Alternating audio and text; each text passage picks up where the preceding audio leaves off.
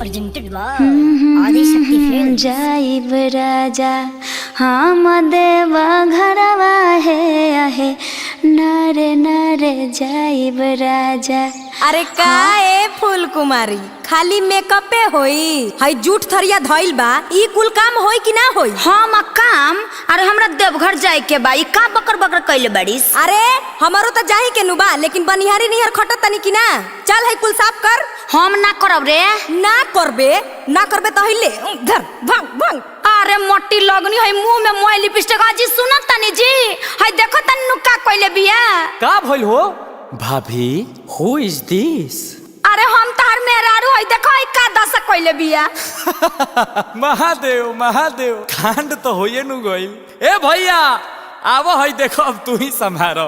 अरे तू तो बड़ बड़ू तू का ही बकबक कइले बाड़ू। रौरो हमारे के गलती कहतनी जी। एकरा संगे न देव घर जाइम जी मैंने जो हम नहीं कर पाइम जी। मत जो के कहता हमरो तोरा संगे जाके लागल नइखे भू सबसे ज्यादा बाटे तोरे से दूर। मेकअप पहले खराब तोरा मुड़ी देहब दाबया रे असही बदला लियाला। अरे हो जान सावन में लड़ल नहीं जाला।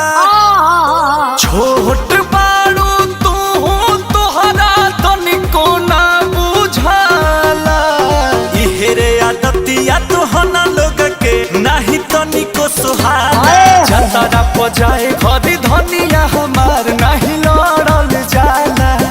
देखी जी हमरवा से एगो बात साफ साफ कह देता का हो कह। उही राजकुमारी तो हम हूँ है कोई नथ झांसी आ उ जाई देवघर तो हम जाब काशी। ई गाल गुल ना चलबो। अरे ए भाभी शायद अब तू कुछ मत बोली हो। देख ले जतने तेज बा तोर तेवर ओतने शरीफ बड़े हमार हई देवर। हाँ तो जा उनके संगे चल जा। चलो भौजी। देखा हई लोलवा कुछ देव ना मन जाइबा। ओम नमः शिवाय। ए जी रउआ मजा लेता निका।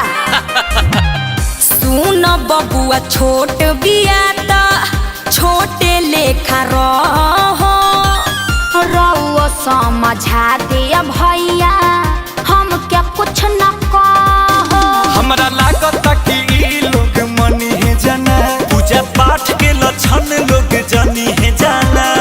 हम नहीं मानब पर छाई नहीं ढंग मोर डांटे जैसे हाथी मतवाला। अरे बन करा कान तू ही मारा मुंह में ताला। ना तो सोचा कोई का गाँव घर मोहल्ला।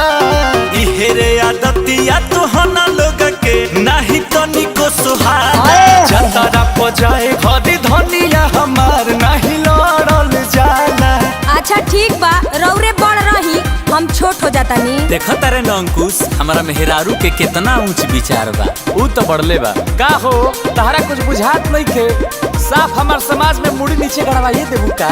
तक्का करती है बतिया दीदी जी पहले कह देले रहती तो झगड़ा होई। अच्छा सुन अब दोनों जानी मिल के एगो बाबा के बढ़िया भजन गाव जाता। गावत छटको हमनी के मांगे निजा रउआ से बाबा ये है दे दिया